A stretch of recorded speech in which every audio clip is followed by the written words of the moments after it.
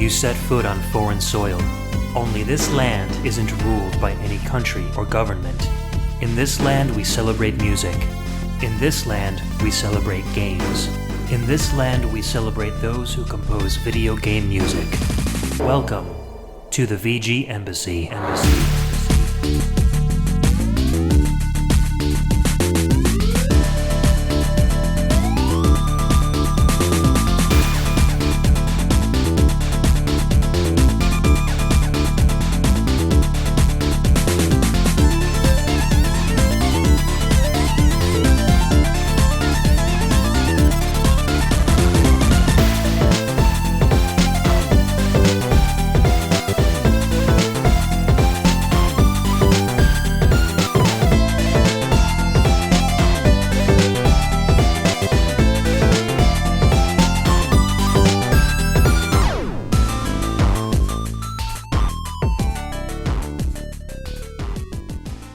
All right, everyone, welcome and thank you for tuning in to the second episode of the VGMbassy. This is a brand new show centered around video game music and the amazing online community of fans and podcasters that enjoy it. Each episode, I, Ed, as your prime VG minister, will invite a guest VG ambassador onto the show to share with us their own video game music culture, or I'll share a part of my own culture on a solo show. Today's VG ambassador is a guy that I've been trying to get on podcasts for a long time. We've been talking for ages, and the stars finally aligned, so we were able to find some time to actually sit down and talk. We're going to talk about shoot 'em ups and shoot 'em up music today. So my guest is Trevin Hughes, otherwise known as Chiptune Jredd, and if his name sounds familiar, that's because I talked about him a little bit on episode 1. He's the guy who wrote the amazing theme song that brings our show in. And Trevin, I just want to publicly thank you so much for writing that song. I contacted you early in the morning one day. I was like, do you think you can do a theme song for my show? And I think by like 10 o'clock in the morning, you already had like a full fleshed out song that just needed a few tweaks. It was absolutely amazing, and the song still blows me away every time I hear it. So thank you, and welcome to the VGMbassy. Oh, thank you. Yeah, I had a blast doing that, so no problem, dude. Like you said, we've been wanting to talk for a long time, and now we finally get a chance to do it, so I'm looking forward to it. I'm excited, man. Awesome. So tell me a little bit about yourself, because I know you from like the Relay Brothers and Chiptunes Equals Win. You've had some music on, also just on Facebook. You know, we've chatted there, and you've posted a lot of your music there. How did you get into composing music, and you know, what have you been up to lately? Oh boy, well, I'll try to make this as short as possible, because this is something that goes back as far as I can remember, basically. My mom said that, like, when I was really young, that she had a keyboard and I would crawl up to it and listen to what noises it made. And then we got Mario Paint, and that's like my first thing outside of keyboards. So, yeah, and then after that, I've got Desimon for the Sega Saturn, which is pretty rare for a kid in America, but my brother was into import games and stuff, and since we both had Mario Paint, like, Desimon is kind of the upgrade to something like that. Yeah, kind of like a shoot 'em up maker. Yeah, so you have, like, my brother was really good at making sprites, and I was good at making music, and we would, like, try to do stuff. So I have a couple of Desimon tunes, like, floating around the internet, and that was back when I was, like, a teenager, like 13, 14, something like that. So that's where all that started, basically, and then from there, I was trying to get stuff on Overclocked Remix. I have a couple of remixes on there from, like, I'd say 2006, 2008. One is Mushroom Madness, which is a new Super Mario Brothers remix, which has kind of got a hip-hop sound to it. And one is Revolution X, believe it or not. The Aerosmith game? Yes.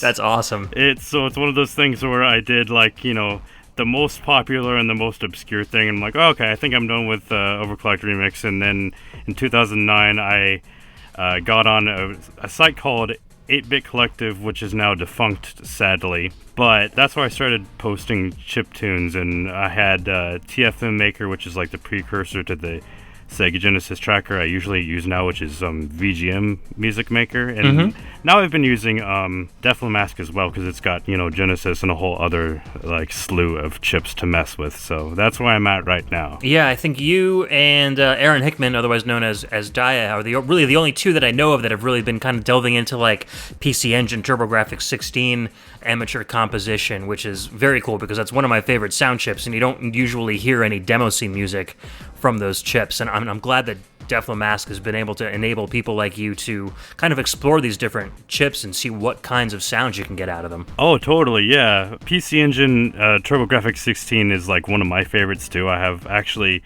a lot of nostalgia for that sound because, I didn't have it, but my brother's best friend had it. Okay. So I went over and tried some games over at his house, and so some of the tracks coming up here will be TurboGrafx 16, so that'll be fun. Yeah, some good stuff on this list today. So, a little bit about the theme of the show. I think originally we were kind of talking about what to explore on this particular show. And as I've said on episode 1, every episode of the VGMbassy is going to be a little bit different. I think you guys will be in for a surprise every time a new episode releases. I'll have different guests, and not only will the guests be different, but the format of the show will be different. So, last episode, Emily and I went on a deep dive, literally, doing Echo the Dolphin, and we really explored that full series and kind of the beginning to end of Echo's story. So now we're going to do a whole bunch of different games, and we're going to talk about some really good music from specifically shoot 'em ups. And now originally, Trevin, you and I were talking about specifically FM synthesis and shmups, because I know, I'm a huge fan of FM synth, Genesis music, and a lot of the arcade stuff, and I know you are too, but I guess, we decided to broaden our horizons. So you picked, like, the first half of the show is going to be stuff that you are very nostalgic for. So this is a lot of stuff like Dezemon, etc., that you kind of grew up with. So we're going to hear some non-FM, and then I think we got a couple of FM tracks as the show goes on. So there's a really good variety of music in here. Right. Yeah, exactly. Awesome. So, do you want to get into the first track? Yeah, let's do that. The first track here is going to be from Dezemon for the Saturn, Dezemon 2, rather.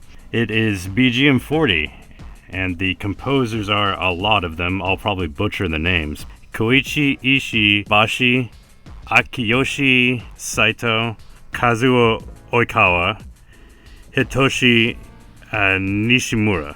Awesome. All right, so BGM 40.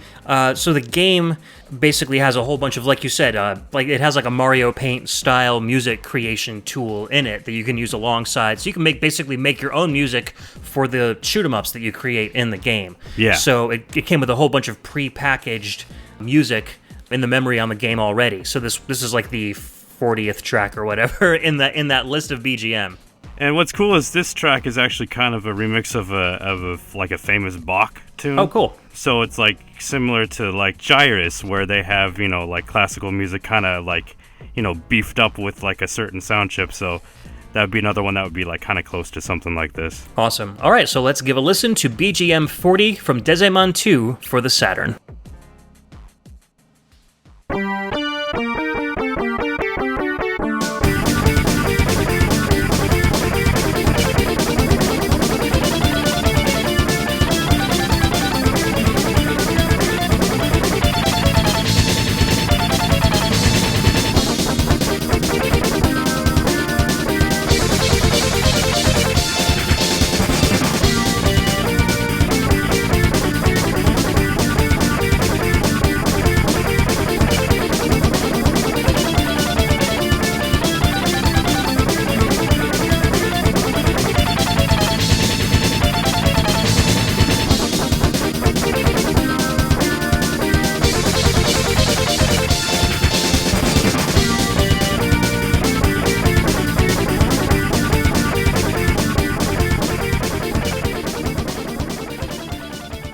All right, welcome back. That was BGM 40 from Dezemon 2, released on the Sega Saturn in 1994, and that was composed by Koichi Ishibashi, Akiyoshi Saito, Kazuo Oikawa, and Hitoshi Nishimura. And so that was actually kind of a cover version of Bach's Little Fugue in G minor, kind of, I guess, rocked up. If you wanna say. Yeah, I love that track.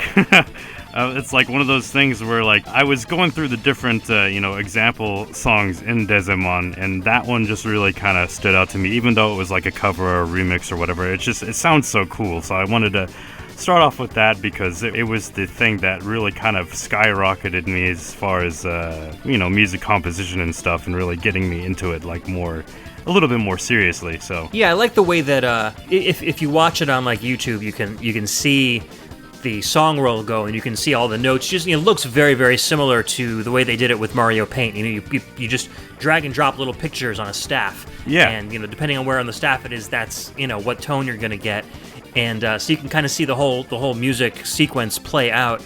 And it sounds a lot better than the Super Nintendo does because it's got, higher sample rate and more sample memory. Mm-hmm. And those rock drums sound really, really good for something that's just kind of like, sequenced in a very user-friendly kind of atmosphere. Yeah, it's got a cool sound. And another cool thing about specifically the Saturn version of Dezemon, rather than the other ones, you use these little wavy lines to make, you link the notes that way.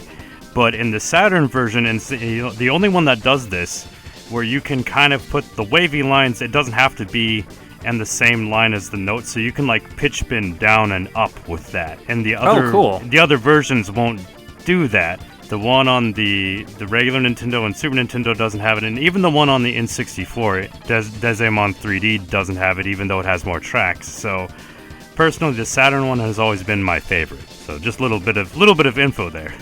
I think the Saturn actually had an FM chip in it, so maybe that had a little bit of something to do with allowing those pitch bends. Whereas like Super Nintendo and N64 are pretty much just sample based. So yeah, that have had that ability to really do that on like a user level. Yeah, do that real easily. That's a good point. So that's pretty cool. The guitar samples are pretty good too. Probably not the best in the world, but I could see this being played in something like a Thunder Force game or like a Lords of Thunder. I know we've got like a Lords of Thunder track coming up soon, but that kind of just synth rock.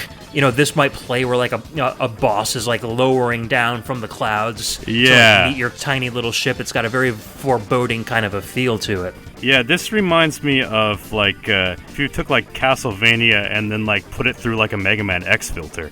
Yeah, absolutely. That's kind of the vibe I'm getting. So you're getting like kind of a gothic Capcom rock kind of. Yeah, you're getting like Storm Eagle Belmont or something.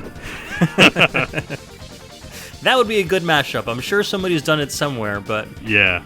If they haven't, then they've got the idea now. So there you go. That would be cool. All right, ready to move on to our next track? Sure. All right, what you got lined up for us? Let's see. The next track we've got here is from Airzonk for the TurboGrafx 16, and it's Stage 2, Brainstown. This was composed by Daisuke Morishima and Hisashi Matsushita. Let's take a listen. All right.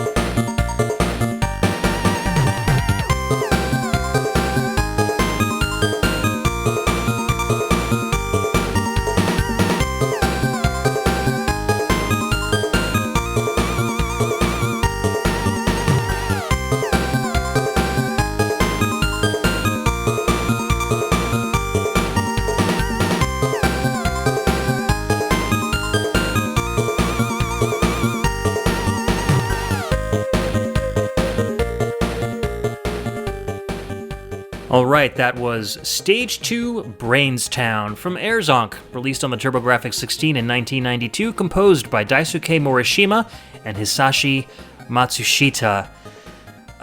Man, this song is just so good. Thank you for playing this one. Oh, man, I love it because, I didn't have a TurboGrafx-16 in my house, but my brother's best friend did, thankfully. So I was exposed to a lot of these awesome tracks early. So, when everybody says stuff like, oh, Ice Cap Zone from Sonic 3 is my favorite track, I'm usually like, that's great, but listen to this. There is so much better stuff out there. You can make an analogy to somebody who like only listens to like top 40 music. And that, something like Bruno Mars comes on and they're like, oh yeah, I really like this song. And you're like, well, do you know he borrowed from like all of these influences from like the 70s and the 60s? And then you play them that stuff and they're like, this is amazing. They're like, whoa, yeah, exactly. Yeah, VGM is like that too. There's always other stuff out there that's, more intense than what you're listening to currently. So, and I'm sure there's plenty of people out there that like know of stuff that I don't know of, and that's what makes it so cool. I've listened to some of your Pixel Tunes Radio, your shows, and I've listened to Impulse Project as well. Gotta say, I love both of those. So, no, thank you. Yeah. So that's really helped expanding my horizons too, and helped me become a better chip musician. So, full circle. Yeah, and that's why I love doing VGM and music podcasts, because I love digging deep for the really obscure stuff and introducing people to things that they might not have known about that they will end up loving. So yeah, this track, I don't know, the sound of this track reminds me a lot of like Yuzo Koshiro and I could see Falcom that. JDK, The Scheme, and a lot of the other tracks that Falcom put out alongside like the Yeez series. It's got that kind of hero sets off onto the battlefield, just after leaving his hometown kind of a feel. Very heroic, very looking forward to the future with optimism kind of a feel. I was thinking of a bit of a Misty Blue sound if it was through a different chip. Oh yeah, for sure. Yeah. Yeah, and the Scheme is very much like that too. It's even got those hand claps. Some of the songs from the Scheme have that like clip clap clap clip clap clap, that same kind of cadence to it. So I think when Daisuke Morishima and Hisashi Matsushita kind of worked on this soundtrack, I think they were probably listening to that stuff a lot and wanted to kind of bring that sound onto the PC Engine and TurboGrafx-16, and they did it with great results, I wouldn't doubt it, because the more you listen to VGM music, you notice that a lot of things sound like other things, and you're like, well, I'm sure they were contemporaries, like learning from each other. Exactly. And that's kind of the experience I've had being a chip musician myself, where I'll meet these people and we'll influence each other and stuff like that. So that that just doesn't surprise me in the least. Which brings me to a question, actually. So how did you get into chiptune compo? Like, did you ever take professional music lessons, or did you just kind of teach yourself to do all this stuff? No, I'm self-taught. I haven't even had like piano lessons or anything like that. Wow.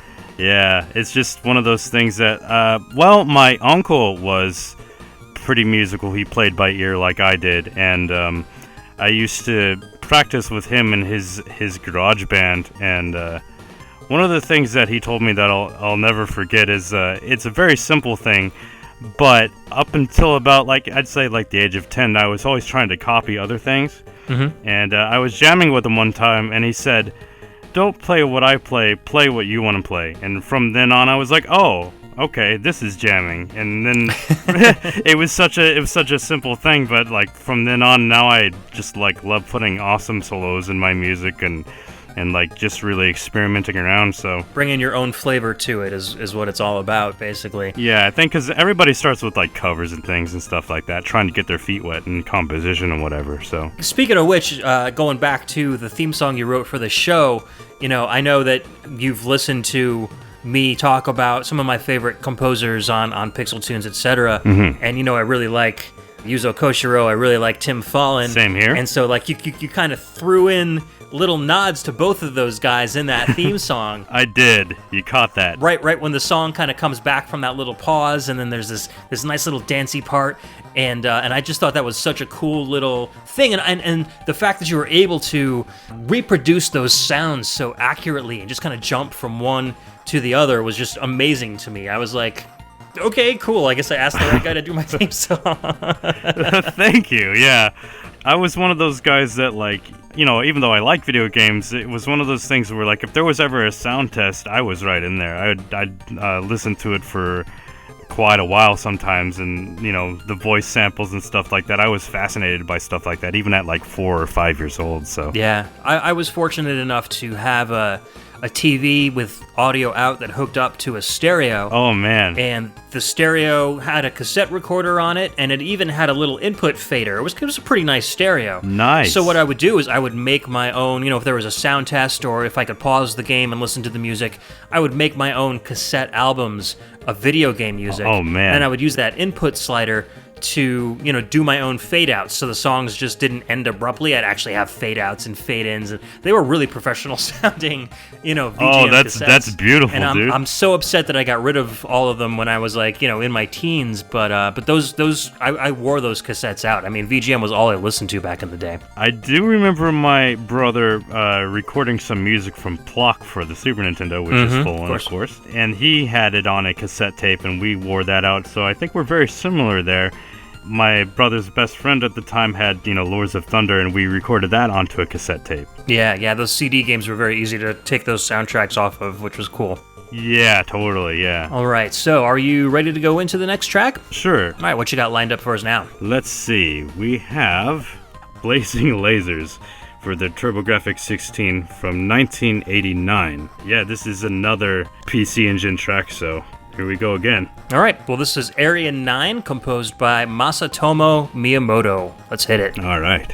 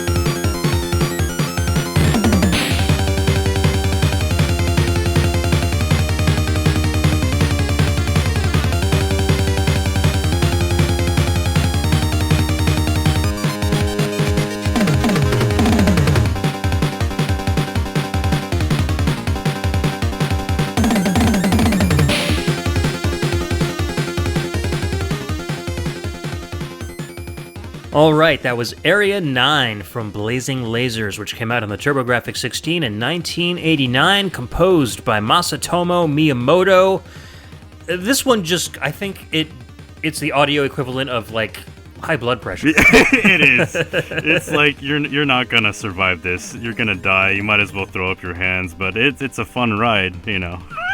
Yeah, absolutely. It starts off with these, like, pounding drum samples, and then just goes into these, like, scales and crazy arpeggios going up and down, and you get these, like, discordant notes mixed with these, like, Castlevania kind of organ runs, and it's got so much packed into so little time. It's crazy. Yeah, I was thinking, well, you know, we did the Brainstown, and that's a nice mellow tune to listen. Well, not mellow, upbeat, but comparatively, this is much faster and much more aggressive. So I thought, well, let's do something that kind of shows like two sides of the same coin here. What the TurboGrafx can do, and man, like we were saying before, these are tracks that I did grow up with. So when we finally got to that level, I think my brain exploded. So.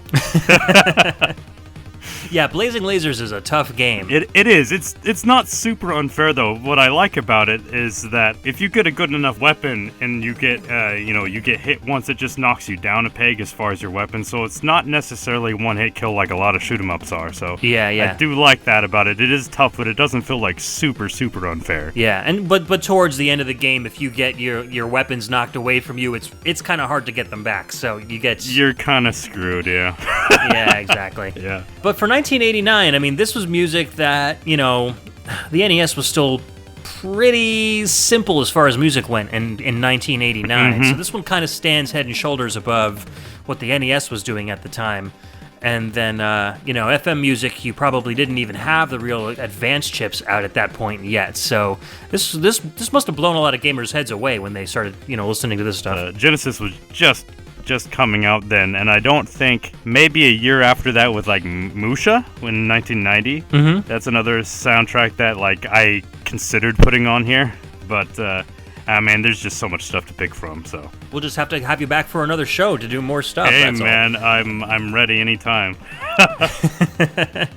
So yeah, I mean, I dig this track. I think it's a great juxtaposition to Brainstown, especially both being on the same sound chip. You kind of get to hear a little bit of what that sound chip is capable of in two different modes. You get this kind of slick, Brainstown track where it feels there's some action to it, but it feels like, if it were embodying a hero, that hero would be in control of things and very sure of himself. Yeah. And then Rubble is a good description for it. It's like everything is falling apart. Like, oh my god, what is going on? There's bullets everywhere. There's enemies everywhere. I'm gonna just fall apart and not have any control over anything. And that song really kind of embodies that. Yeah, so that's very cool. If you do survive, you'll never be the same. Exactly. Your brain will be Rubble. Yeah. Rubble brain. Yeah. Rubble Brainstown. Rubble Brainstown. Perfect. There you go. We'll just have to put these all in order as we go and try to make up some sort of weird story. Sounds good. All right, so, but the next song has a nonsense name, so we can pretty much make it mean whatever we want. This is called Sialam, and this one is from Lords of Thunder. This was a TurboGrafx CD game that came out in 1992, and it was composed by Satoshi Miyashita for T's Music. This is a super hard rockin' track, so let's take a listen to it. We'll be right back. All right.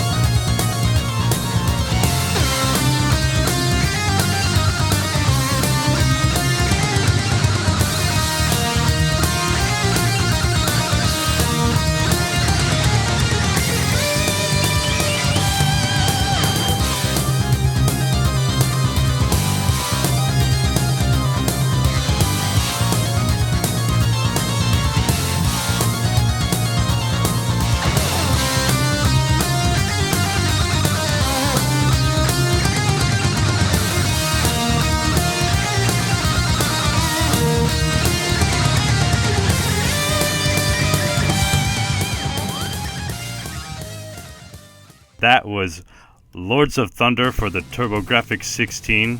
Came out in 1992, and the track was Sealam, composed by Satoshi Miyashita for T's Music. And what a rockin' track that was. Oh, man. Seriously, dude. Yeah, I think I'm starting to see a pattern in my choice here.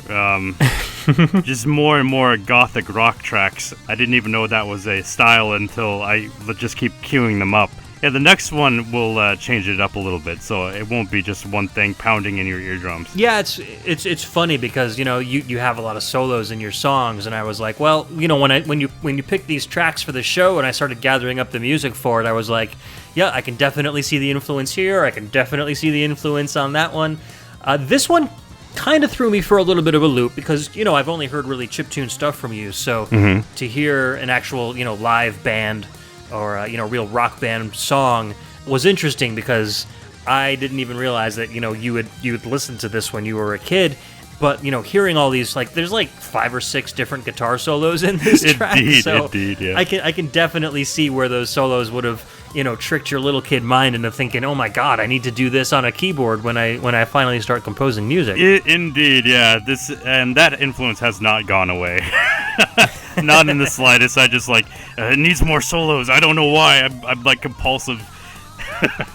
That's awesome. So you were also familiar, we were talking a little bit before, you're also familiar with the Sega CD version of this game, and that has kind of a slightly remastered, redone soundtrack. So why did you choose this one over the Sega CD version?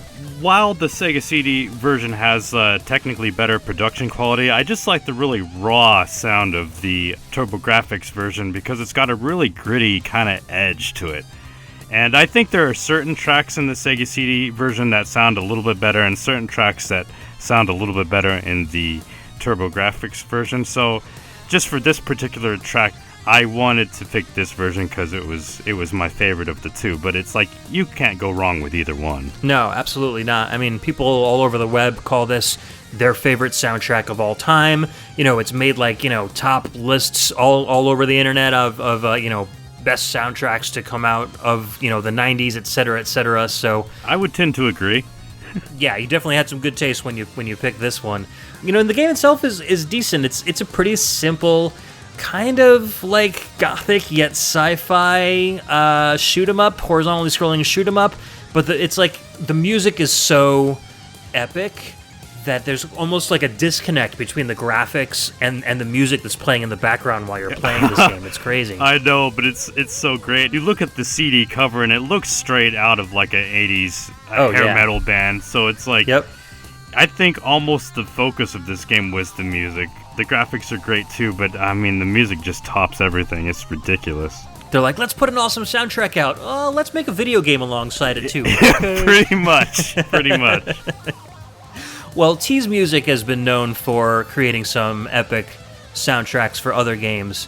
So, when they hired those guys on, because T's Music is just basically a music and sound effects outfit. They don't actually make the games themselves; they just do soundtracks. So, when you're going to hire T's Music on for your game, you're going to end up with a really good soundtrack. And so, games like this, Sylphid on the Sega CD, T's Music was responsible for that. So there's a bunch of games out there with some really hard rockin' tunes that were done by T's Music. So this wasn't a one-off gig for them. So No. If you listen to Gate of Thunder or Sapphire, they will all shred your eardrums and melt your brain. So it's all good. Exactly. So ready to move on to the next one? Absolutely. This one's a kind of a change of pace. What you got lined up next? Let's see. We have Star Soldier, Vanishing Earth for the N64.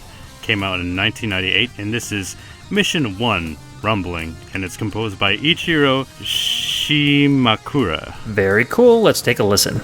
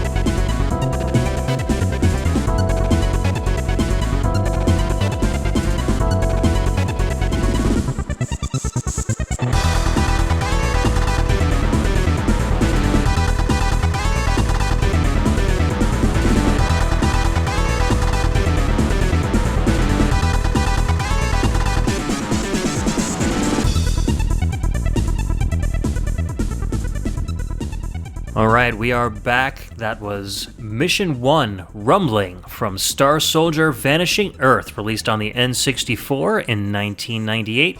That was composed by Ichiro Shimakura. A little bit of a change of pace for this one, Mr. Jredd. Why'd you pick this one for the list? Well, I know I have a tendency to just go overboard with all the metal stuff, so I was like, I have many different musical influences here, and the reason I picked this one is that it's still got a nice energy, but it's got more of a jazz influence, kind of a fusion sound, and it's got a little bit of maybe some house drums in there, some kind of glitch beats and stuff like that. And I tend to do a lot of that in some of my own chip music too. So I figured I better make sure that that's represented as well. Yeah, I love those house drums. A lot of the Ridge Racer 4 and stuff would use those to great effect. Yeah.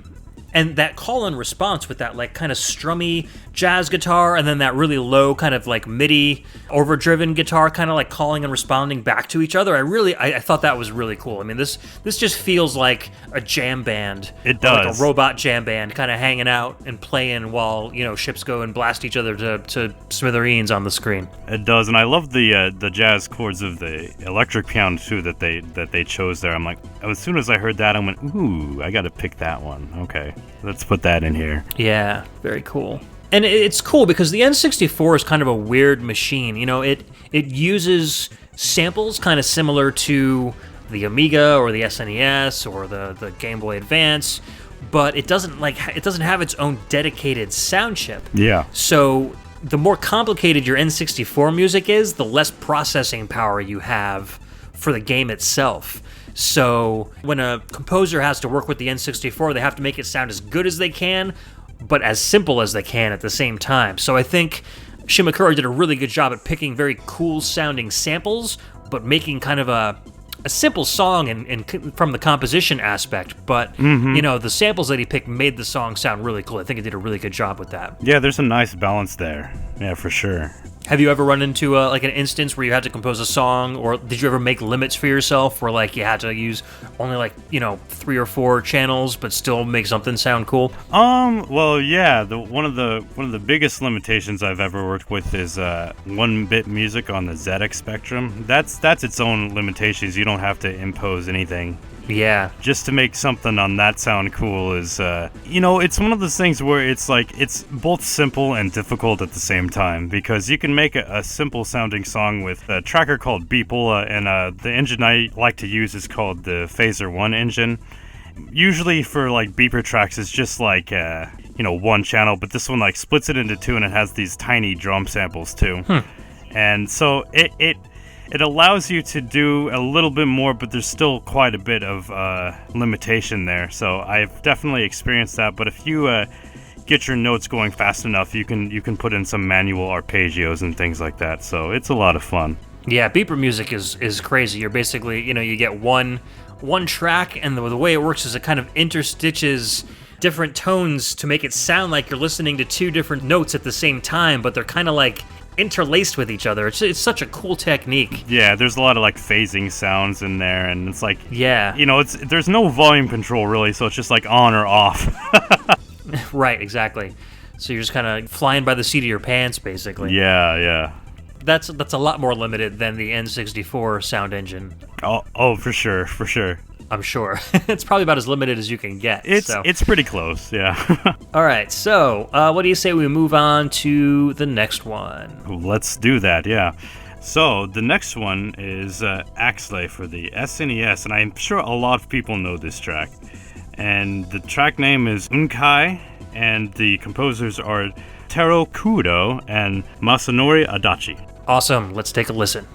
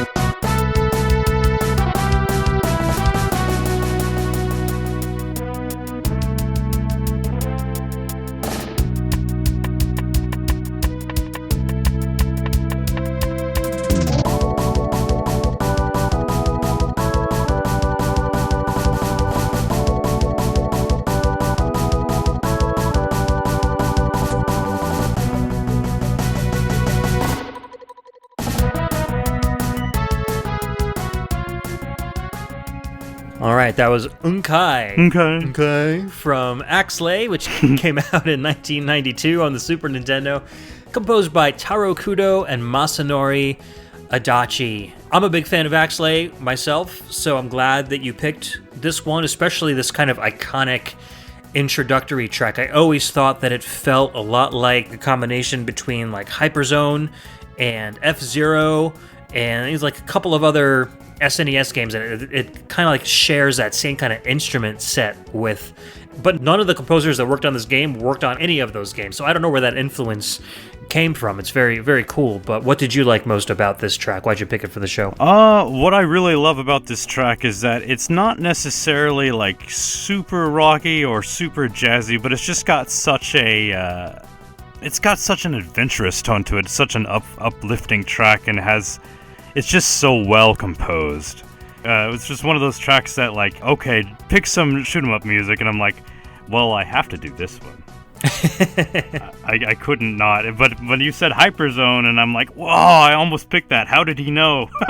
That's a great soundtrack, too. Yeah. One of my favorites. But what I like about this track in particular is there's so many, like, build-ups and suspense moments where it starts, very, very kind of quiet, and then the drums kick in, and then boom, you get this like nice heroic horn section, and you're like, you feel like you're just flying into space and nothing can go wrong, and then it kind of loops back into like this kind of creeping evil part a little bit, and then goes back into that. If you keep listening to it over and over, you get this kind of cycle between you're in danger, but then you're safe, but then you're in danger again, and it just, as far as like a shoot 'em up goes, that kind of really feels like what this game feels like, because there's some really, really tough areas and some areas where you're like, hey, I'm just breezing through this, so no big deal. Yeah, I think the composers nailed it when they made this track, because it's just like, even if somebody had never heard that before, which is almost hard for me to imagine, but I'm sure there are people out there that don't consume video game music like we do.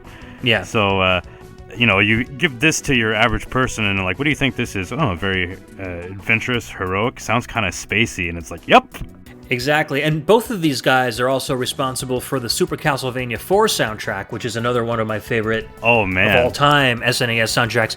And I mention that because this soundtrack doesn't sound anything like Super Castlevania 4. Yeah. So it kind of speaks to the versatility of these composers, that they can create, they can be told, oh, you're going to make a shoot 'em up next, and like, okay, they'll just rock out with an awesome shoot 'em up soundtrack when they've just come from this very ambient and ethereal and very moody kind of classic Castlevania 4 soundtrack with all these different like jazz fusion influences, and all of a sudden you're here with these like kind of rockin' tones that feel very shoot 'em up like. So it's just some great versatility on their part. Yeah, and that's a good point, and that's something that I look to for inspiration when I find some composers. I feel like the ones that are versatile and can do a lot of things usually make some of my favorite music, because that means that they're an all-rounder, and that means that they're going to pull from different influences where you may not expect it.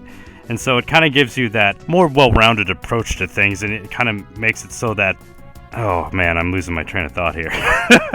Well, it keeps it interesting, It's like if you have a composer that only does one kind of music but does it very well, yeah, that's very well and good, and you can listen to that composer a lot over a period of days, but maybe you can't listen to him for 3 hours at a stretch. Right. But if you want to look at like Taro Kudo and Masanori Adachi's collection, you're going to get stuff from Axlay, you're going to get stuff from Super Castlevania 4, you're going to get stuff from they worked on Russian Attack and Contra 3 on the SNES, all these different kinds of soundtracks, so your ears are always going to be hearing different kinds of music. I think it's going to keep you more interested in what they're doing rather than just the same kind of music over and over again. So that's personally why I like versatile composers a lot. Yeah, and I just remember what my point was, is that like you look at people that are versatile like that, and if, say, for myself, I want to compose for indie games and things like that, so I look to composers like that, how they change their sound and how they have so many different versatile things that they can pull from. And so if I can get just like even a quarter of their talent, put it forth into what I'm making, then maybe there's a chance that I'll get picked for composing the next big indie game or something, I think you've got a good chance of that, sir. I hope so. I'm waiting, man. Hey, you've got some games in the works, right? So, Yeah. it's just a matter of time. It's just a matter of time. Exactly. So, speaking of versatility, and a little callback to actually a couple things from VGMbassy so far. So we were just talking about that beeper music from the ZX Spectrum. Mm-hmm. So the composer of our next game, actually, he and his brother, when they were working on ZX Spectrum games way back in the day, kind of invented the whole technique behind beeper music. Yeah, that whole phasing technique, right? Exactly. And this isn't a beeper song from him, it's an NES song, but he also happened to compose the last song that we played on our Echo show on episode 1. And if you guys remember, that was a very kind of ambient, soundscape-ish kind of a track. Oh, right. He did the Dreamcast version of Echo, didn't he? Yep, the Dreamcast version of Echo, exactly. That's right. And so this is the same composer, Tim Follin, and his brother Jeff Follin, and you're not going to hear any ambient, wavy kind of C music this time. So what do we got lined up next? This is another energetic track, and we're getting into the section of my picks now where I discovered these after the fact. So this is not something that I grew up with, but I think if you're looking for something on the internet that you haven't heard before, one of your first jaw-dropping experiences is probably going to be this track, along with maybe Solstice if you didn't. But this one here is Silver Surfer on the NES, and it's Stage 1, composed by Tim and Jeff Follin. All right, get ready to have your socks knocked off, boys and girls. Let's hit it.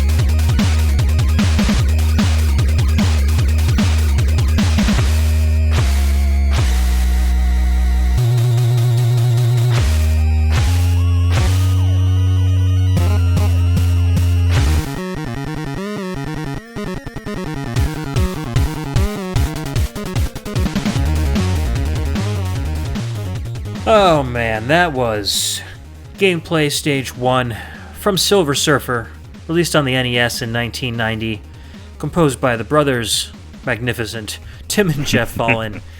God, such a good track and such a good soundtrack. Not necessarily a very good game. The game is a mixed bag for people. There's a few masochists that love it, or sadists, or whatever you want to call that. It's one of those games where you need to basically... There's one set path that you can take through the game to actually finish the levels, and it's all about memorization. So, yeah. I know of some people that have beat it and can beat it pretty easily, but not without lots and lots and lots of practice. Yeah, once you get it down, they get it. Yeah, but I never have, so I just find the NSF file and jam out, so I'm fine. Exactly. I rented this game when I was a kid, and that was one of my problems. Is I love the soundtrack. This was before I knew who Tim Follin was. This probably was around 1990, 1991 when the game was still new. But I was only able to listen to the title screen song, the first level song. Maybe I got to the second level. I don't even know. Yeah, it's like, boy, that solo is awesome. Dead. That solo is awesome. Yeah. Dead. Exactly. I can't get past the first half of the song. Oh. But I think if you pause it, you can listen to the music, which is cool. But I just love what Tim does with the NES. He originally started off, like we said, way back on the ZX Spectrum. the beeper music, and then when the AY chip became popular or available for the ZX Spectrum, he would compose. That was like a 3-channel square wave only chip, and then he moved on to the SID chip on the C64, and then the Amiga, which was sample based. It was a little more like the Super Nintendo, and then he moved on to the NES from that. So he went back to a sound chip that was more similar to the C64. And then he made all of these awesome soundtracks and then did some awesome stuff for the SNES. So he bumped around to like nearly every single sound chip out there and just completely rocked the house on every single one of them. He did, and even like on the Sega Genesis with his Time Track soundtrack, which came out within the last few years. So it's just like, oh, well, he's good at that too. Why am I not surprised, Yeah, no, it was crazy. But as far as this one goes, it's just got a very fast-paced, kind of a punk feel, but then also has these like huge kind of wanky guitar solos. The drummer's going like 50 miles a minute. Everything's just like freaking out. The game isn't really that fast-paced. It's difficult, but you kind of surf along with your Silver Surfer at kind of a moderate pace. Yeah. And this song just feels like it's making you crazy because there's so much more going on in the music than there is on the screen. Yeah, you would think they somehow squeezed like Hyperzone into the NES with this music, but sadly, for sure. it's not quite possible. So, Tim did what he could with the music there. Tim and Jeff both. Yeah, and very great bass with the Fallen's music on the Nintendo. I've always said you can easily pick out the instruments that they're supposed to be. So, you listen to like Mega Man or Shatterhand or something like that, and you listen to the music on those games. They're great music. You wouldn't necessarily be able to pick out and say, hey, that channel is a guitar, and hey, that channel's a piano, and that channel's this particular kind of like fretless bass or something. But when the Fallens kind of get their hands on the NES chip, you can tell that's a guitar, that's a bass, this is a rock drum kit, or this is like a brush drum kit. They were able to shape these. This is an organ, and exactly. They were able to shape these sounds so well to sound like their real life counterparts and behave like their real life counterparts. They just had such a good talent for that. Which is crazy because the NES is so limited compared to like even a C64 as far as sound texture. So. Yep. It didn't have like the ring modulation or the pulse width modulation that the Commodore 64 did. So simple ARPs and a few tricks here and there, but they were able to do a whole lot with not much power behind that chip. So yeah, they made it work. Exactly. So moving on from the PSG features of the NES chip, we're going to finally get some FM to listen to. What do we got coming up next?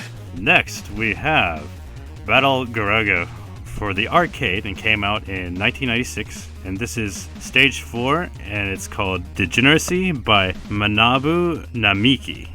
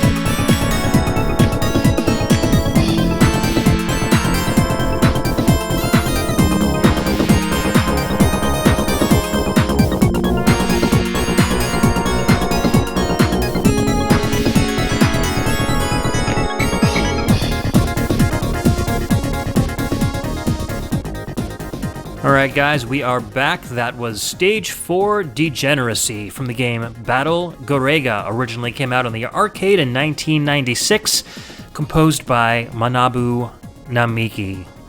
And he's one of my favorite composers, I think, as far as Japanese composers go.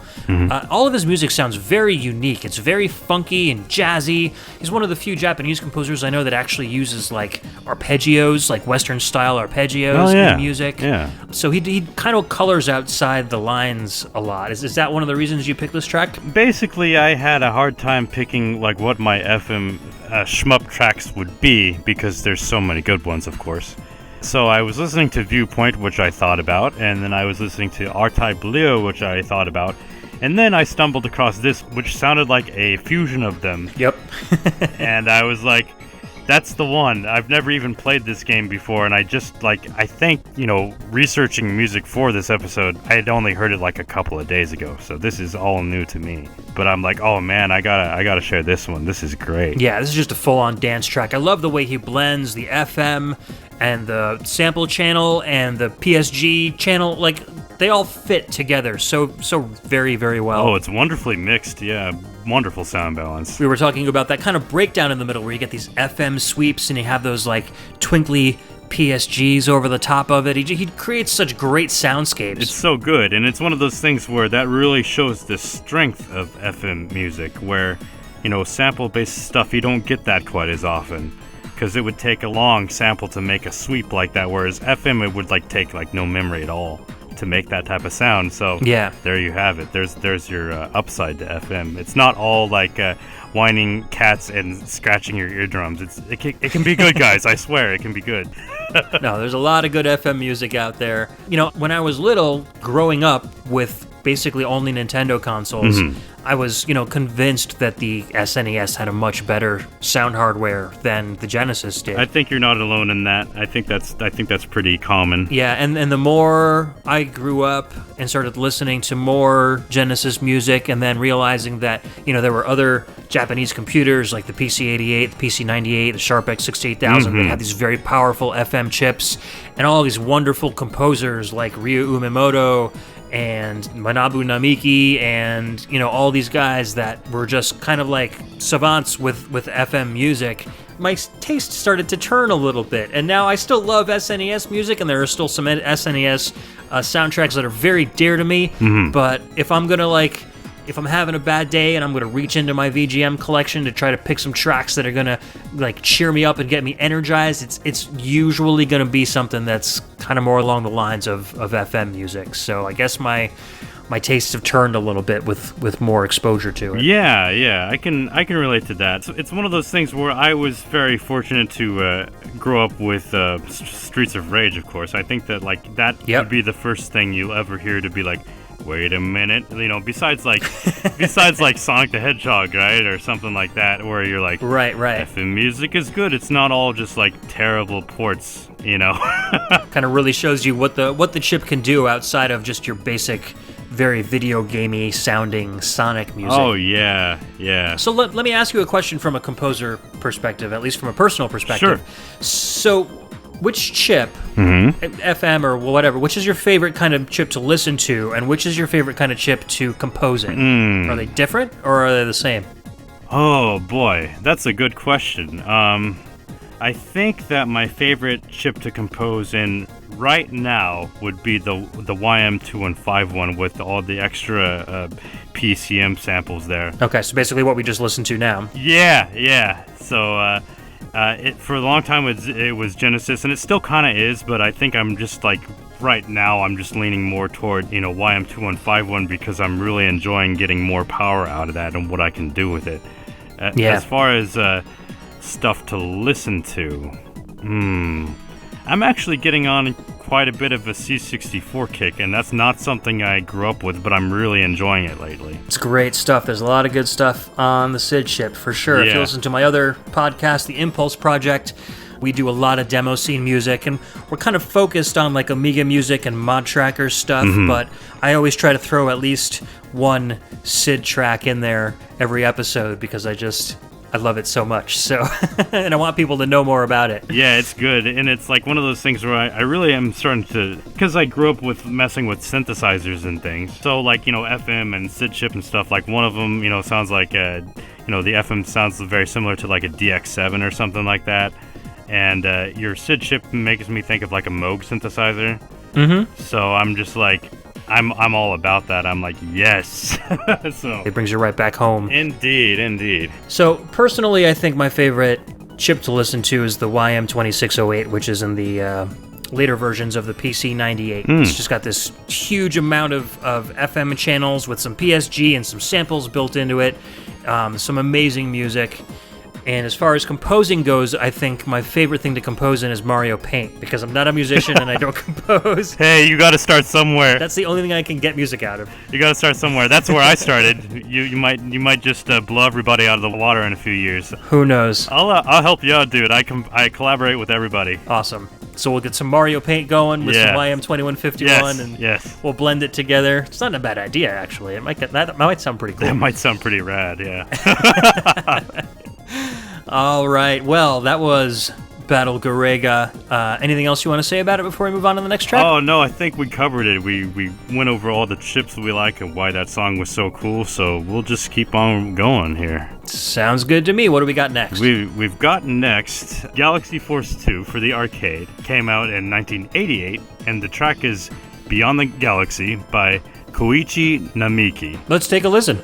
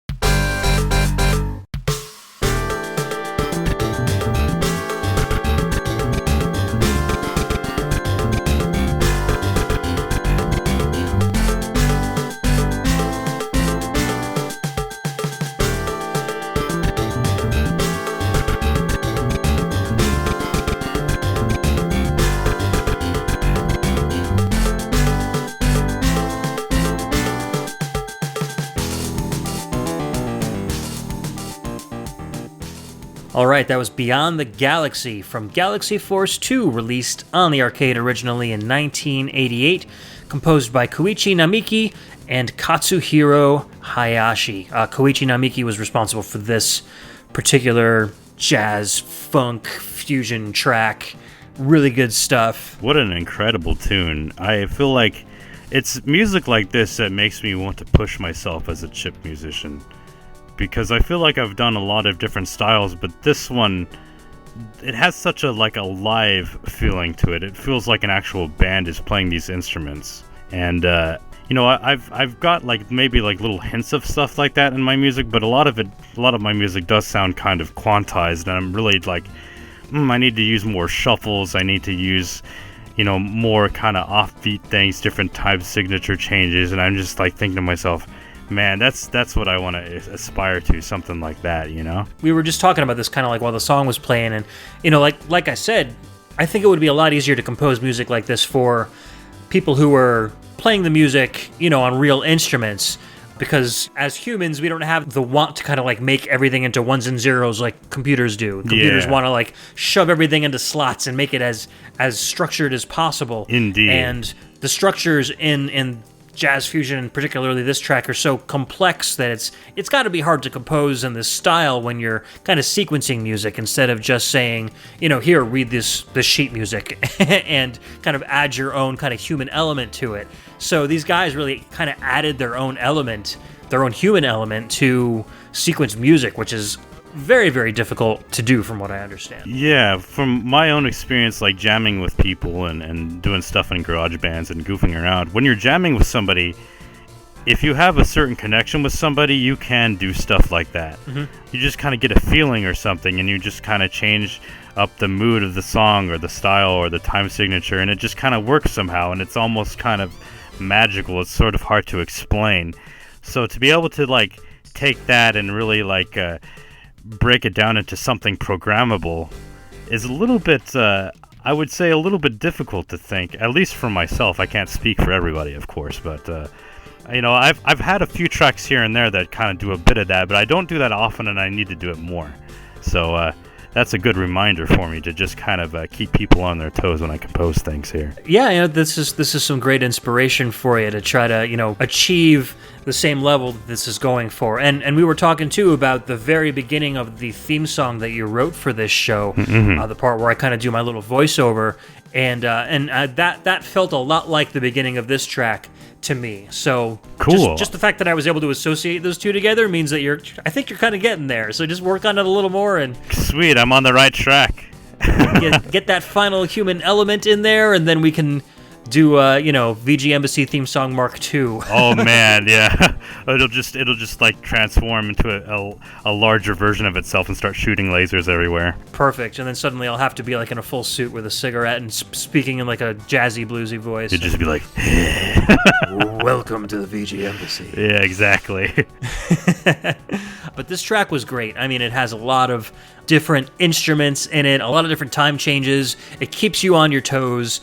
And for the kind of game it is, it's kind of like a behind the ship. You're flying into the screen, kind of like Hyperzone or that kind of a game. Or Space Harrier, but way cooler. yeah, cooler than Space Harrier for sure. I think this track would have more of a calming effect on you than an actual like energizing effect. So, yeah, it makes you feel like you're cruising, kind of. Yeah. Yeah, I think it would have a big effect on gameplay if you were in an arcade with the sound up loud enough to be able to hear this. Yeah. This game did come out on the 3DS, and so you get that really cool kind of 3D effect on the re-release of this game. And I think you can find it on Steam too, so you can play it on your computer. So this is actually a really good game. I've played this one. It's been on a whole bunch of different systems. And so if you like that kind of Space Harrier type game, Galaxy Force and Galaxy Force 2 are definitely games to check out, and they have some fantastic soundtracks. Yeah, absolutely. All right, so let's get a little more simple for a change. We're going from some arcade FM music down to an NES title. So what are we listening to this time? This time we're listening to Crisis Force on the NES, and it came out in 1991. This is the music for Stage 1 and 6, and it's called Advanced City, and the composers are Kenichi Matsubara, Yasuhiko Mano, and Jun Chuma. All right.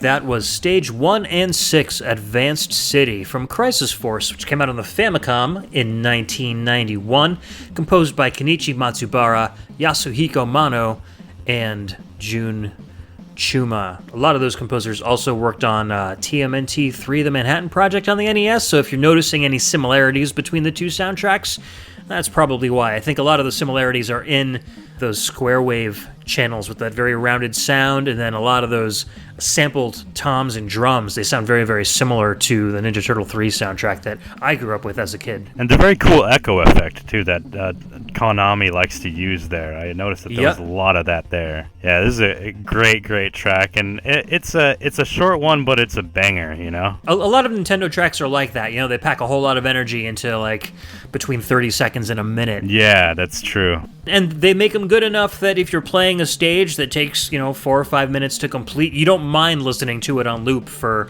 3 or 4 or 5 times. You pick out different things about it every single time because the compositions are so complex. So they're a lot of fun to listen to for sure. I really like the combination of the bass and the lead synth in this song. They just harmonize very well together. Yeah, and I love how the drums just really cut through the mix too. I love those samples. Yep. And as you were saying that, like, the levels in these older games, they may have short songs, but as you were saying, they loop 4 or 5 times and you don't care because it's so good. And that's another thing I try to take away from these composers as I'm making stuff myself. I want to make sure that my loops are so good that, like, even after they loop twice and fade, and like you want to click the play button again, I'm hoping that that's like what people are like, I got to hear that again. It wasn't enough, Yeah, exactly. Yeah. That's the mark of a good track, when you don't mind listening to it on repeat. Even though you died like 30 times on the first level, you're like, this track is still awesome. I had that experience with Hotline Miami. Oh, no. I love the soundtrack. I love the soundtrack to that game, and it's one of those games where you just die over and over and over again. Oh, yeah. And, the music just really kept me going. If it wasn't for that soundtrack, I don't think I would have had the gumption to finally, like, get good enough to beat it. So that's a great example. You would have been like, I'm just going to go outside and enjoy some sun. I'm getting pale. I got to... Yeah, I'm just going to go break into other houses with a baseball bat. Yeah. Violent video games don't influence us at all. I think I'm just going to go break into this. Done. Oh, man. So, yeah, speaking of violent video games, Crisis Force is one of the last games to be released on the Famicom, I believe. It's pretty advanced for its time. It's very fast-moving. I think it's 2 players. It's got a lot of really cool action going on with some, obviously great music. So it's an awesome game, and it's really, really advanced. It looks almost 16-bit at times. Yeah, it did a lot of very cool techniques with the graphics to make them look like shaded and kind of like 3D. Yeah, so it's definitely worth checking out. Very expensive to buy, but if you can find a copy of it somehow on the web or a reproduction, it's definitely worth picking up and giving it a spin. Absolutely. Let's move on to our next track. What do you got lined up for us this time? Let's see. Next, we are going into Iridium 2 for the Game Boy Advance. And this track came out in 2003, so this is a bit newer. And the track title is Aniki, and it's by Manfred Lenzner. All right, let's hit it. All right.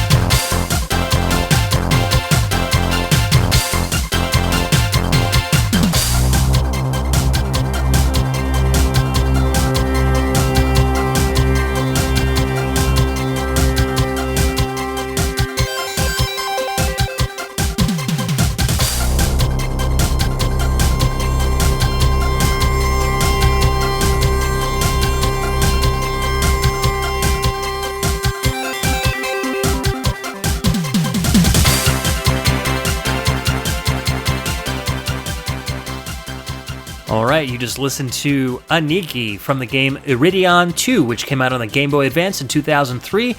That was composed by Manfred Linzner.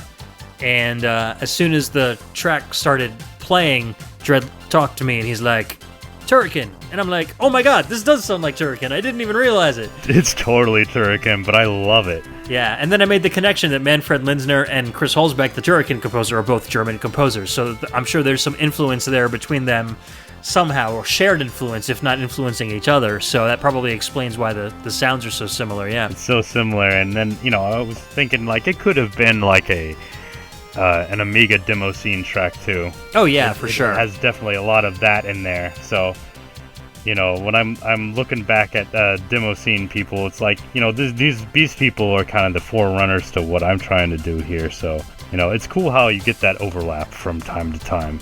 For sure. And I'm amazed at how clear and clean this song sounds for being on the Game Boy Advance, because the Game Boy Advance is famous for taking amazing compositions from composers and then just feeding it through an FM radio and kind of spitting it out the other side. And yeah, it's usually very fuzzy and kind of crackly, and you're like, oh, but well, it's still pretty good, but But the guys at Shinen, who did the Iridion games, seem to have this kind of workaround for the Game Boy Advance engine that just made the song sound so good. Super crisp. One of the titles in this series, I forget which one it was. It might have even been Iridion 2, but there's a mini game that you can play before you even start the game at the menu screen, and it basically plays a song from Manfred Linzner, but you can mix and match different strings of notes. Yeah, the lead and the bass and the exactly. Yeah. Make the song sound totally different. That's super cool.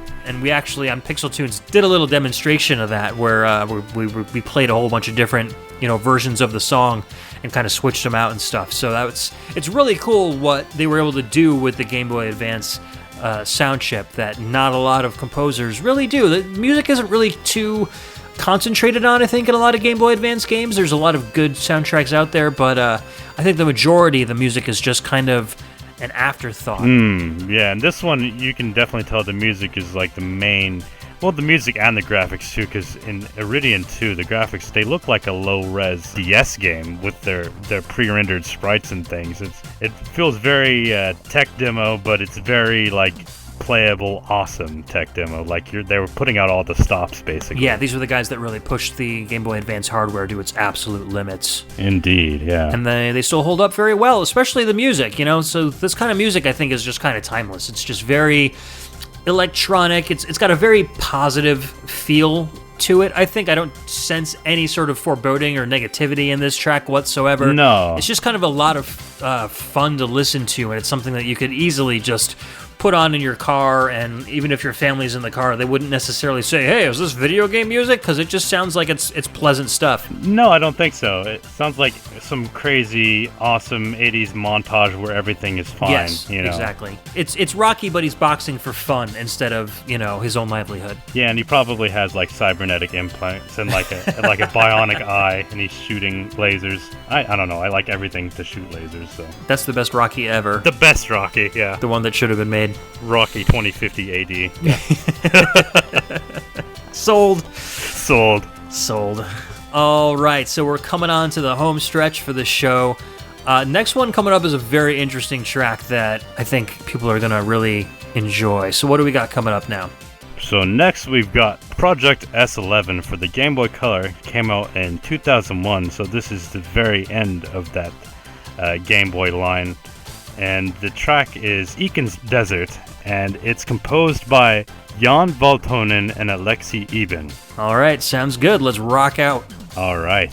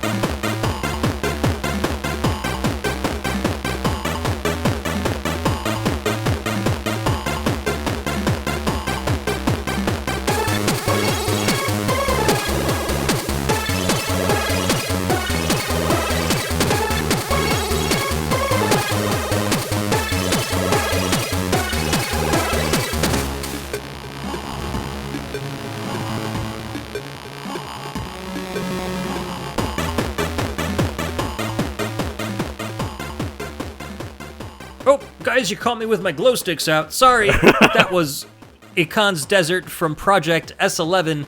That came out on the Game Boy Color in 2001, composed by Jan Valtonen and Alexei Eben.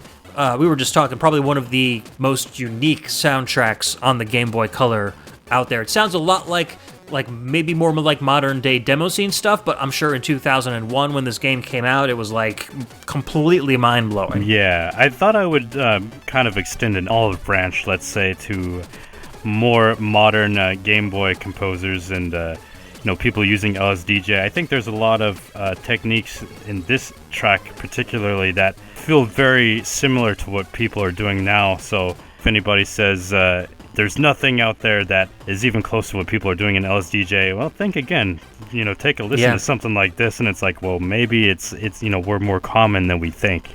Very, very true. I love the beginning part where there's just that low droning noise, and then the percussion kind of like just comes and like almost rises from the ground. It just picks up, and then you've got these huge, just kind of swarmy arpeggios all over the place. It just feels like there's like a desert like swirling around your head. Yeah, which is good because it's called Ikan's Desert. Kind of a sandstorm of arps, rather. Yeah, exactly. And so it's no surprise that the Game Boy and the Game Boy Color are kind of like the darlings of the demo scene at this point. Yeah. As far as like the more accessible sound chips go. There's a lot you can do with the Game Boy sound hardware, and people are coming up with new and innovative ways to use it every day, it seems. It's amazing what people are doing these days. It's kind of blowing my mind. Have you used the Game Boy much for composing? I've done a little bit with VGMbassy actually has Game Boy sound chip, but it's not the most advanced tracker out there. It's nothing like LSDJ. It doesn't have any like wave channel sample playback, but I've done a little bit of things. It probably sounds more VGM than demo scene, so I'm not like the best at Game Boy music, but I've done a few tracks here and there. Cool. Yeah, I think everybody's going to have their own strengths anyways. So, and I know you're probably much better at FM than a lot of the guys that are using LSDJ are at FM. So we can all kind of trade secrets here, and everybody becomes better. That's one of the coolest things about the chip scene is everybody's very open and friendly. So that's why I love it, and I haven't stopped making chip music for quite a few years now. So good, keep it up because I love everything you put out. So. Thank you so much. So speaking of which, let's move on to our final track of the show. This is a track from Jredd himself. So Trevin, what did you choose to play for us at the end of the show? So since we have a shmup themed episode here, I decided to play a track called Astro Blaster, and I did this just last year, and it came out on a compilation Sega Genesis music cart called YM 2017. Yeah, this one was very fun to do, and I got a little bit cheeky, and in the very beginning, the little voice that says, "Get ready, it is me." That is my voice. So a little bit of trivia for you.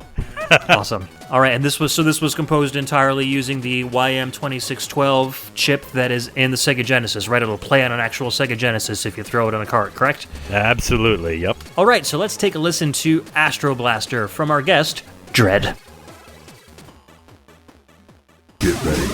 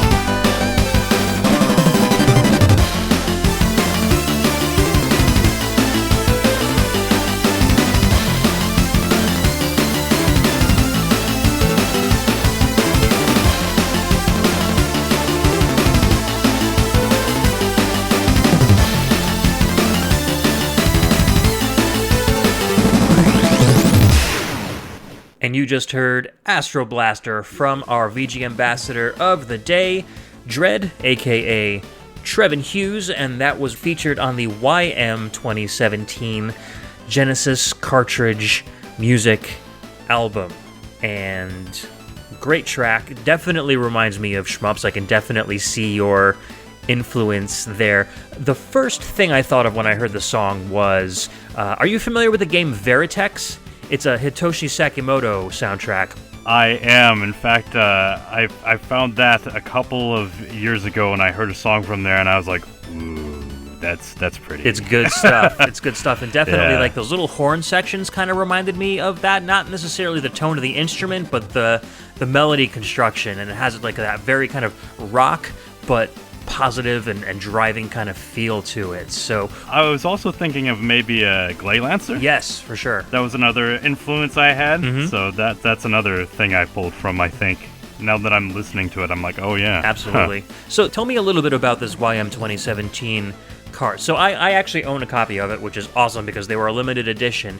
It's got this like translucent shell on it, and it's got EQ, like a, what do you call them? It's like a spectrum analyzer almost on the front of it. So when you play music on the cart in the Genesis, it actually like shows you the music that you're playing on the front of the cart, which is amazing. So how did you get approached about this album, and what was your process in making the music for it?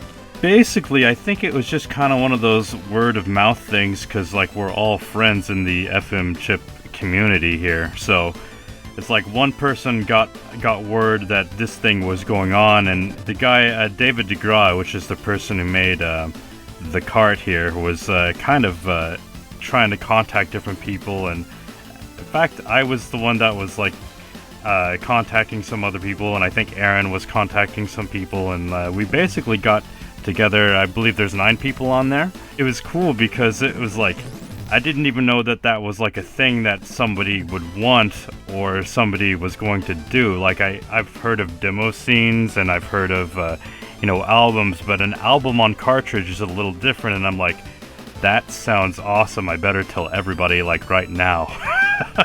Yeah, absolutely. I have an NES, actually 2 Famicom cartridges that are basically like music albums on cart. They're called 8-Bit Music Power. Basically, they were created in Japan, so a whole bunch of Japanese current day chip tuners, some kind of just regular music composers, and classic VGM composers.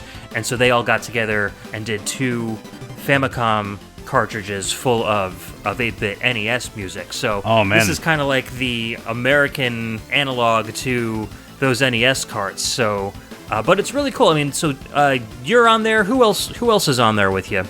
Let's see. We've got our friend Daya is on there. Yes, I'll need to have him on this show eventually too, because Aaron's an awesome guy and a great composer. Absolutely, yeah. And we've got Toby Comey. We've got my buddy Cosmo BG.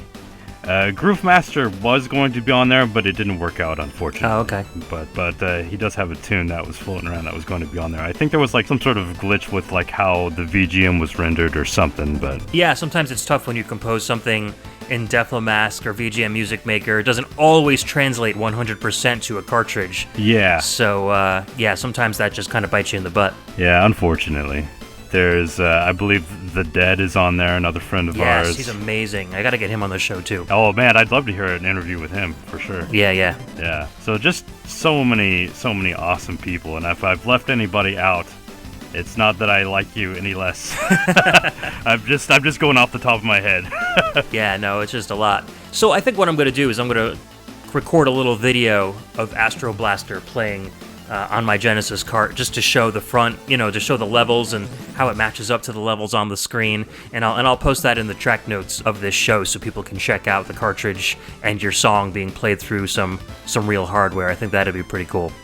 Yeah, another video of that going around is never a bad thing, so absolutely.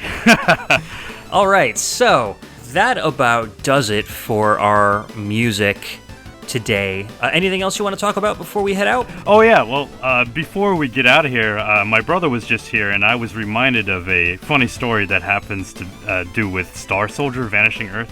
Basically, when I was growing up with that game, You know how the first level you go in there, it says Mission 1, Rumbling. And there's kind of a voice that goes along right before you hit the level there.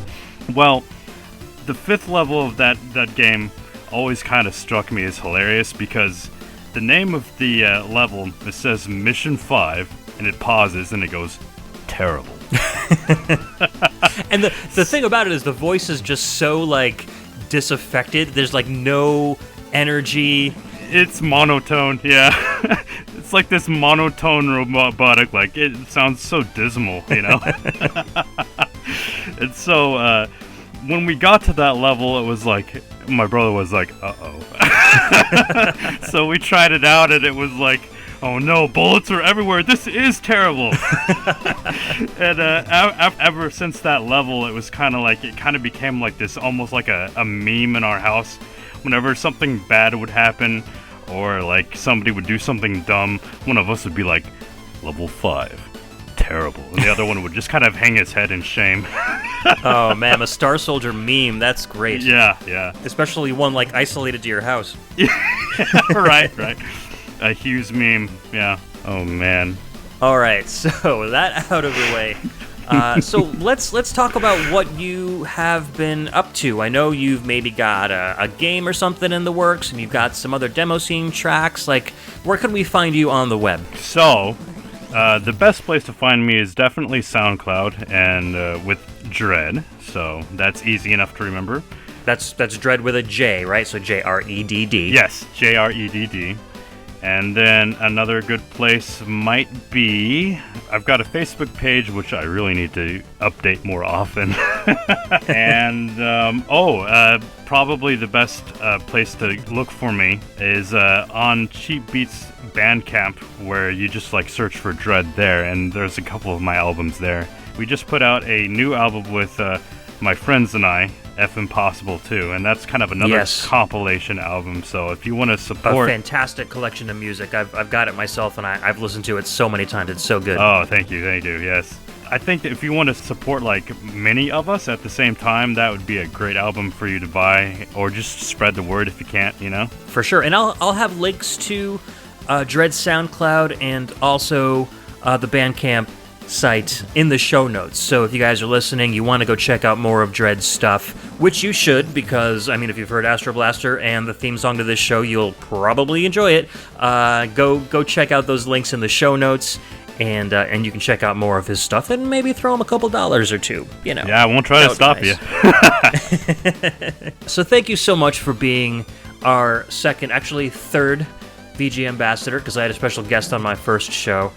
So you were the third VG Ambassador awesome. On the VGMbassy. Thank you so much for joining me, dude. I had a blast, and I'd love to have you back for more shows in the future. Oh, man, yeah, anytime. I will be ready. Awesome. We'll come up with some more cool themes to fool around with next time you're on. So you can find future episodes and current episodes of the VGMbassy on iTunes. If you subscribe to iTunes and you subscribe to VGMbassy, please do me a favor and leave a rating. That helps give more visibility to the show, kind of boosts our little podcast feed up so more people can find the show and check it out. You can also find the show on Facebook at facebook.com/groups/TheVGMbassy. I am on Twitter at TheVGMbassy or at Ruiner9 if you just want to find my personal Twitter. And then you can also leave some feedback on those social media pages. We are brand new.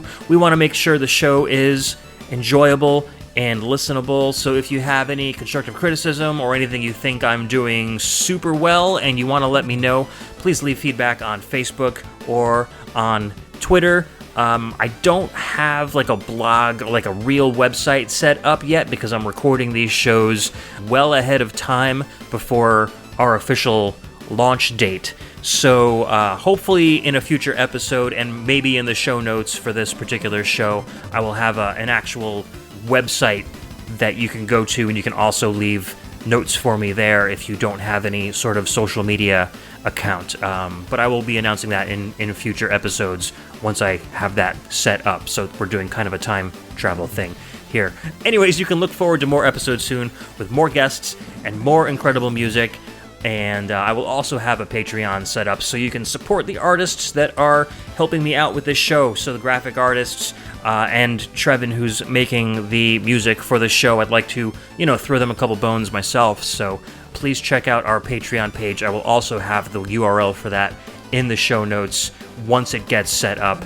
Hopefully within the first few shows I'll have that going on. So bear with me on that. And that's about it. So we've got a couple cool shows coming up in the future. I know I'm going to be talking to Alex Messenger, who is a moderator of the VGM podcast fans group on Facebook and a huge contributor to the VGM podcast scene. We're going to be talking about his passion, which is hockey games and the music of hockey games. That's coming up in a future episode. I'm going to be talking to Cam Worma, who we've had on Pixel Tunes Radio in the past. He was also the moderator of the Retro World Expo 2017 panel that we did with the guys from VGM Jukebox and Rhythm and Pixels. He's going to be on the show. We're going to be talking about prog rock in music, which, Jredd, you might be kind of interested in that, I'm sure. Oh man, my eyes lit up as soon as you said it. I was thinking of the hockey tunes too, and I'm like, Blades of Steel.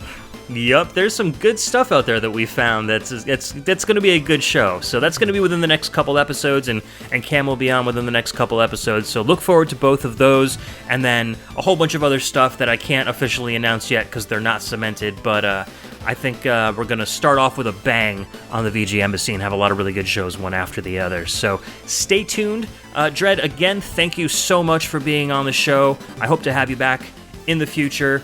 And anything else you want to say to your fans and listeners before we go? Sure. Just thanks to everybody for all the support. I don't think I would have been able to make albums and demo scene stuff and albums on cartridges and all these crazy things without people actually being interested. So, yeah, thanks to everybody for checking my stuff out. That's awesome. Yeah, and I think your talent and musical tastes definitely contribute to everybody who listens, because the first time I ever heard your music, I was totally hooked, and it also helps that you're a super nice and approachable guy and easy to talk to, so you're the whole package, man. Thank you so much for hanging out with me today. Thank you so much. All right, guys, so we will see you next time on the VGMbassy. This is Ed, your Prime VG Minister, signing out.